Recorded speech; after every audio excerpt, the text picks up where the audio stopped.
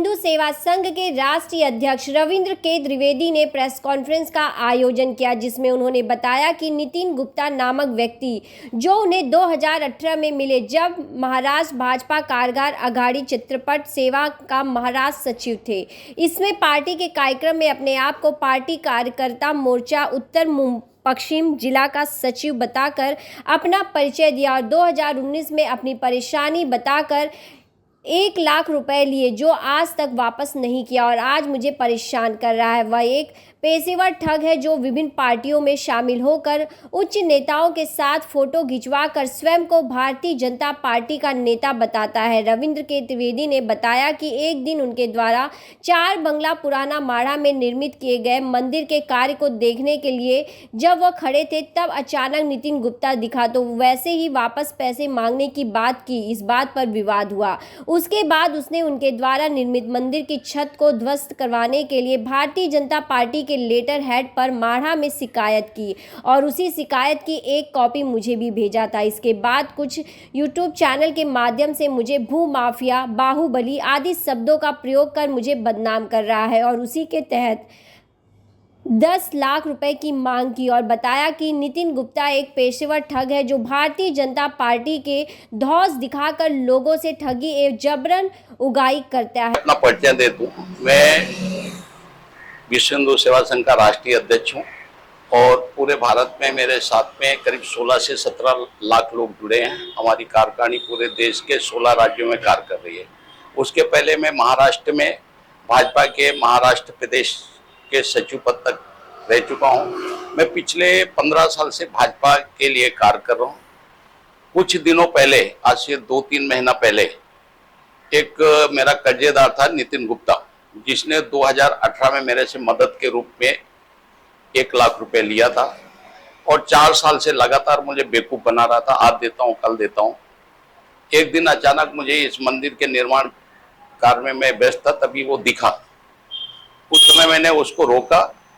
मैं बोला, भाई मुझे मेरा पेमेंट क्यों नहीं दे रहे? आज 4 साल हो गए, आपने 15 दिन बोल करके पैसे लिए थे। वो उसने मुझे उल्टा सीधा बात करने लगा। बोला, तुम 2-2, 3-3 बंगले कब्जे करके बैठे हो। मैंने बकवास हो गई उसमें। फिर वो पुलिस चौकी गया और वहाँ पे आरोप लगाया कि उसकी बेटी के साथ मैंने छेड़खानी किया।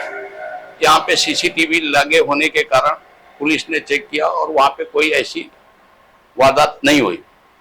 फिर बाद में इसने जो मंदिर का ये थोड़ा सा छत था, जो शायद माड़ा मुझे बोल रही है इलीगल था, उसको तोड़ने का अफसोस नहीं है, मगर उसने जिस तरीके से मंदिर के छत के नाम पर भारतीय जनता पार्टी के लेटर हेड को यूज करके मेरे से उगाही करने की कोशिश की, मुझसे 10 लाख रुपए का डिमांड किया लेटर भेज करके। पहले मेरे नाम पे माड़ा में नगर पालिका में कंप्लेन किया, फिर उस लेटर को किसी व्यक्ति के माध्यम से मेरे ऑफिस कार्यालय में बंगला नंबर 2 पे भेजा और वहां पे उसने कहा कि उनको बोलो मांडली करना है तो अभी 10 लाख रुपए देना पड़ेगा और 10 लाख रुपए नहीं देंगे तो मैं उनका नाम इतना खराब कर दूंगा कि उनको बाहर निकलना मुश्किल हो जाएगा। मैंने उसकी बातों पे ध्यान नहीं दिया क्योंकि मेरा आना जाना ज्यादातर यूपी में रहता है और इसी कारण मैंने भाजपा के विभिन्न पदों से रिजाइन देते हुए केवल एक सामान्य कार्यकर्ता के रूप में कार्य करना स्वीकार किया।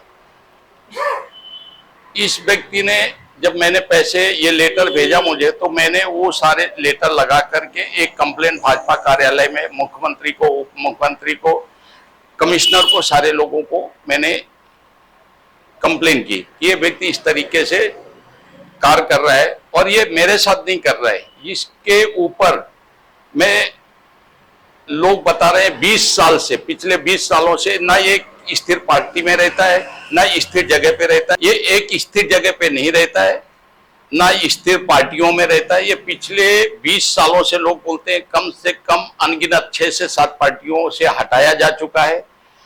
आज भाजपा के पहले ये अरुण गोली की पार्टी में था और वहां पे भी उगाही के नाम पे इसके ऊपर केस रजिस्टर है। एक इसके ऊपर गन रखने का केस पारला पुलिस स्टेशन में है। अंधेरी पुलिस स्टेशन में दूसरे की गाड़ी लेकर के जाकर के किसी को गिरवी रख दिया, वहां से 4,30,00,000 रुपए उठाया, वो केस अंधेरी पुलिस स्टेशन में रजिस्टर है और अनगिनत चेक बाउंस के केस हैं। अब ये पिछले जिस तरीके से मुझे बदनाम कर रहे हैं, मैं उसको चैलेंज करता हूं कि वो भूमाफिया किसको बोलते हैं? क्या कोई प्रॉपर्टी खरीद करके कार करे उसको भूमाफिया बोलते हैं? तो मेरा ऐसा मानना है कि बॉम्बे में सारे लोग भूमाफिया हो गए। इसने मुझे पिछले 3 महीने से इतना टॉर्चर किया है, और मैं व्यस्तता होने के कारण, काम की व्यस्तता होने के कारण मैं कोई एक्शन नहीं ले पाया, क्योंकि मेरा काम उत्तर प्रदेश में चालू है। मैं यूपी पेंथर इलेक्ट्रिक व्हीकल्स का मैन्युफैक्चरिंग प्लांट लगाया उत्तर प्रदेश में, उसकी वजह से मुझे बार बार उत्तर प्रदेश में जाना पड़ता है, और जिस कारण मैं इसकी बातों पे ध्यान भी नहीं दिया, क्योंकि एक इसका जो आदत है, बोला 2-4 दिन में चुप बैठ जाएगा, बोल रहे तो मैं वैसा हूं नहीं, तो मैं क्यों इसकी बातों से डरूं? मगर उसका इसने फायदा ऐसा उठाया कि ऑफिसरों के पास जाकर के मुझे बदनाम कर रहे हैं कि ये बंगला कब्जा है। मैं सारे डॉक्यूमेंट्स लेकर के चैलेंज करता हूं, इस बंगले के सारे डॉक्यूमेंट्स मेरे पास है। 1 करोड़ रुपए बैंक का लोन है इसमें, और मैंने जो पैसे सामने वाले को दिया है वो भी सारे चेक के माध्यम से दिया है, बैंक के थ्रू दिया है, जो मैं सारे पेपर लेकर के बैठा हूँ। मैं आप देखना चाहूंगी कि आपको पेपर दिखाया जो इस बंगलों के पेपर है, जो आपको आपका उनका कहना है नितिन जिस तरह से आरोप है कि अनलीगल है, हाँ। लेकिन आपने इस बंगले को खरीदा है, इसका क्या प्रूफ है, क्या पेपर्स है आपके पास? मेरे पास सबसे पहले मैं आपको बताना चाहूंगा, ये बैंक का सेंसन लेटर है। 1 करोड़ रुपए 99 लाख रुपए इसका लोन है, लोन के माध्यम से सामने पेमेंट गया है। दूसरा, आप ये बताइए, ये जिसके नाम पे बंगला अलॉटमेंट हुआ है उसका डीड है, एडवेंचर डीड, फर्स्ट पार्टी का। और 1 मिनट, पेपर उल्टा है सीधा, सॉरी, ये एडवेंचर डीड है।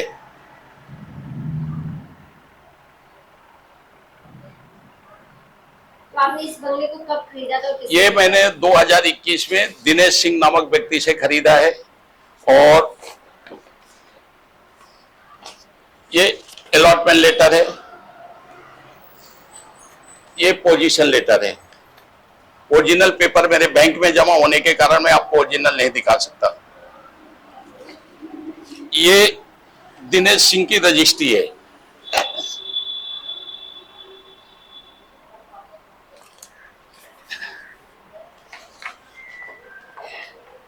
ये दिनेश सिंह का मारा ट्रांसफर लेटर है।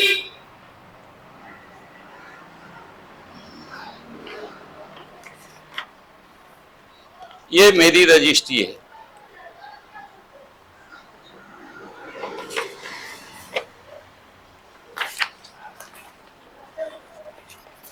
मारा ट्रांसफर लेटर, मारा का ट्रांसफर। ये मैंने पब्लिक नोटिस इशू की थी बंगला खरीदने के पहले, पेपर। ये हिंदी में है और ये मराठी में है।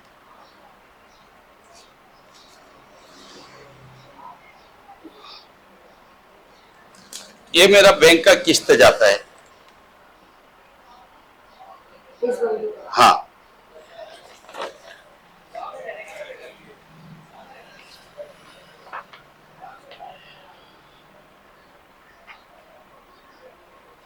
ये मेरा मारा, ये दिनेश सिंह का ही है। मेरा किधर गया?